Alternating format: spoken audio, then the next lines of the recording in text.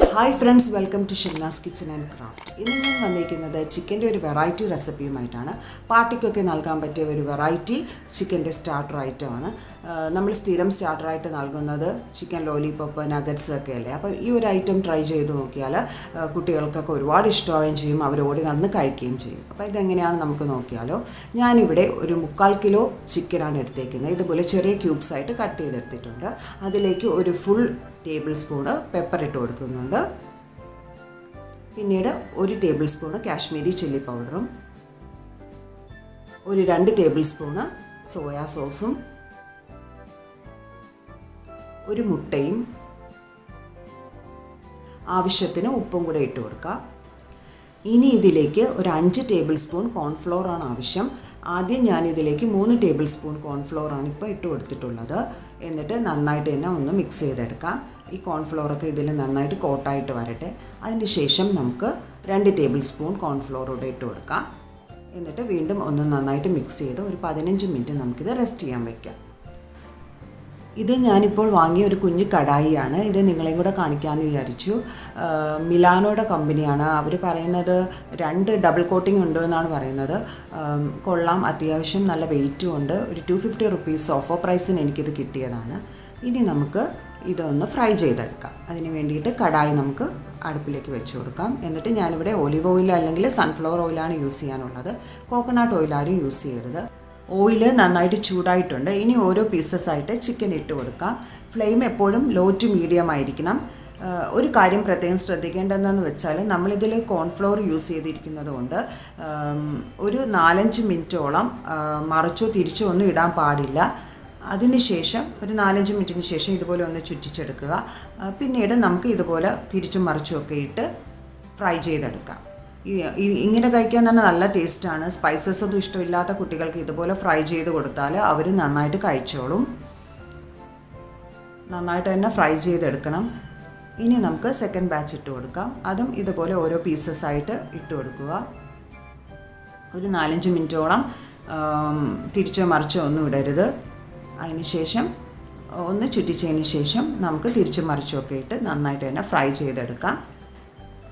ഞാനിവിടെ 3 ബാച്ചസ് ആയിട്ടാണ് എല്ലാം നന്നായിട്ട് തന്നെ ഫ്രൈ ചെയ്തെടുത്തിട്ടുള്ളത്. കണ്ടില്ലേ, നന്നായിട്ട് തന്നെ ഞാൻ ഫ്രൈ ചെയ്തെടുത്തിട്ടുണ്ട്. ഇനി നമുക്ക് അതിന് വേണ്ടിയിട്ടുള്ള സോസ് തയ്യാറാക്കാം. അതിന് വേണ്ടിയിട്ട് ഒരു പാന് അടുപ്പിലേക്ക് വയ്ക്കാം. ഒരു ടേബിൾ സ്പൂണോളം ഒലിവ് ഓയിൽ ഒഴിച്ചു കൊടുക്കാം. ഒലിവ് ഓയിൽ അല്ലെങ്കിൽ സൺഫ്ലവർ ഓയിൽ യൂസ് ചെയ്യാം. അതിലേക്ക് 2 table spoon ginger garlic paste ഇട്ട് കൊടുക്കാം. അത് നന്നായിട്ട് തന്നെ ഒന്ന് സോട്ട് ചെയ്തെടുക്കാം.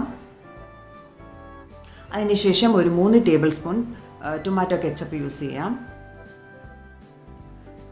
പിന്നീട് 2 ടേബിൾ സ്പൂൺ സോയാ സോസൊക്കെ നിങ്ങളുടെ ഇഷ്ടത്തിനനുസരിച്ച് യൂസ് ചെയ്യാം കേട്ടോ.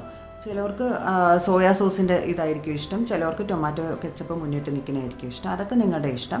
പിന്നെ അതിലേക്ക് 1 ടേബിൾ സ്പൂൺ വിനീഗറും കൂടെ ഒഴിച്ചു കൊടുത്ത് നന്നായിട്ട് തന്നെ ഒന്ന് മിക്സ് ചെയ്തെടുക്കാം.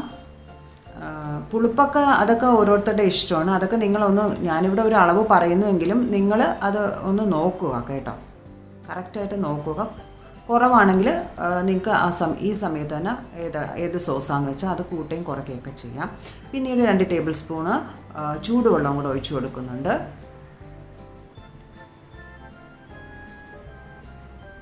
ഈ സമയം നോക്കുക പുളിപ്പെല്ലാം ബാലൻസ് ആണെന്നൊന്ന് നോക്കുക. അതിനുശേഷം മാത്രമേ നമുക്ക് ഹണി ചേർത്ത് കൊടുക്കാൻ പാടുള്ളൂ.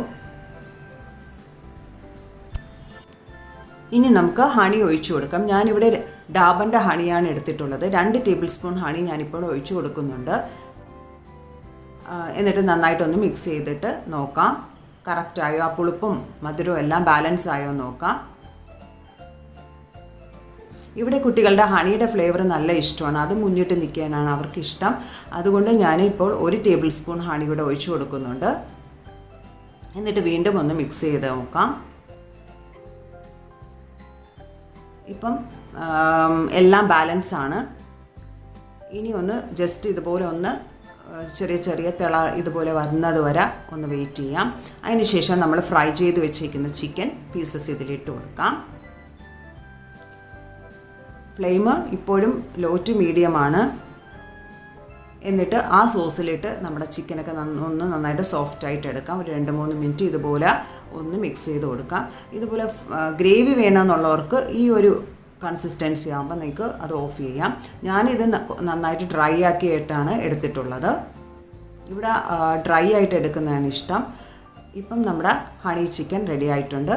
ഞാൻ കുറച്ച് സ്പ്രിംഗ് ഓണിയനൊക്കെ വെച്ചിട്ട് ഗാർണിഷ് ചെയ്യുന്നുണ്ട്. പിന്നെ കുറച്ച് വെള്ള എള്ളുണ്ടല്ലോ അതുകൂടെ ഇട്ട് നന്നായിട്ടൊന്ന് ഗാർണിഷ് ചെയ്തെടുത്തിട്ടുണ്ട്. ഹോട്ടലിൽ കിട്ടുന്ന ഇതുപോലുള്ള ഐറ്റങ്ങൾ വീട്ടിൽ തയ്യാറാക്കി കൊടുത്താൽ കുട്ടികൾ നല്ല ഹാപ്പി ആവുകയും ചെയ്യും, അവർ വയറ് നിറച്ച് കഴിക്കുകയും ചെയ്യും. പിന്നീട് പാർട്ടികളിലൊക്കെ തിളങ്ങാൻ പറ്റിയ നല്ലൊരു വെറൈറ്റി സ്റ്റാർട്ടർ റെസിപ്പി കൂടിയാണ്. നിങ്ങൾ ഇത് തയ്യാറാക്കിയിട്ട് നിങ്ങളുടെ ഇഷ്ടമായാലും നിങ്ങളുടെ വാല്യുബിൾ ആയിട്ടുള്ള കമൻറ്റ് ബോക്സിൽ രേഖപ്പെടുത്തുക. ഇതുവരെ എൻ്റെ ചാനൽ സബ്സ്ക്രൈബ് ചെയ്യാത്ത കൂട്ടുകാരൊന്ന് സബ്സ്ക്രൈബ് ചെയ്ത് സപ്പോർട്ട് ചെയ്യണേ. Thank you for watching Shamnas kitchen and craft. By.